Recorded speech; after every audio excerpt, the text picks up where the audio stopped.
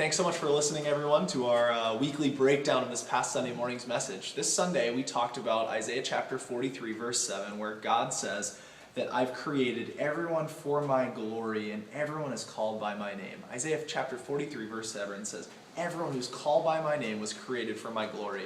See, everything in the created order has an environment. Culture today says that you think, therefore you are, or I think, therefore I am, which is essentially called existentialism, which means that I define my own reality. This is personified all throughout culture where people are trying to find satisfaction through self-authentication.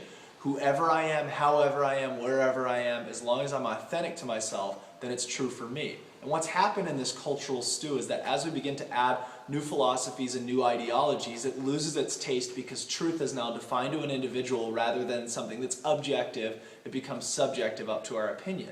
The only problem with that is that nothing in the created order has the ability to say, I think, therefore I am. Everything has an optimum environment in which it thrives. See, if you would talk to a fish, which would kind of be a little goofy in the first place, but if you were able to ask a fish, would you have a preference over water or land? He wouldn't say it's just a matter of preference. He would say it's not only even a matter of survival, it's a matter of flourishing.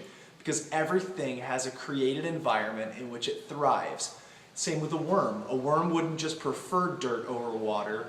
A worm needs that. And in the same sense, because we're created, God's created an environment in which we're supposed to live, and that is the pleasure and satisfaction of God Himself. See, the Westminster Confession just absolutely nails it when it says this: what is the chief end of man? To know God and enjoy Him forever. See, you were created to know God and enjoy Him. A great author by the name of John Piper says this, that God is most glorified when we're most satisfied in Him. And we actually could flip that on its head too and say this, that we'll be most satisfied when God's most glorified.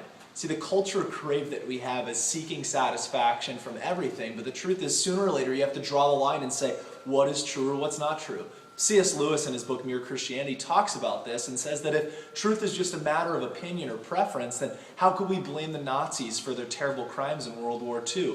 We couldn't come against them. We may have had to fight them, but it would have been nothing less than the color of their hair. They had really nothing to it. There was nothing in them. It was just that they were intrinsically bent towards that. It's amazing that culture is beginning to define truth as whatever's true for you is true for you, but maybe not for me. The only problem is that doesn't work in anything else in society. Sooner or later, we have to draw a line and say what is truth and what's subjective and what's preference. See, you were created for God's pleasure. You were created for His glory. I want to encourage you that religion, maybe you're watching this and you're not a Christian and you're seeing this and you kind of get defensive when you hear me say such things. We're not attacking, we're simply saying this, that God created you for His glory and His pleasure, and that He's taken pleasure in you already. This isn't something that you have to work for or perform. Christ has already taken pleasure in you by purchasing your salvation through the death, burial, and resurrection. He broke into human history because He was pleased with you. Not so that you could try to work your way to salvation, but because He's already pleased with you. I want to encourage you that you were made for His glory.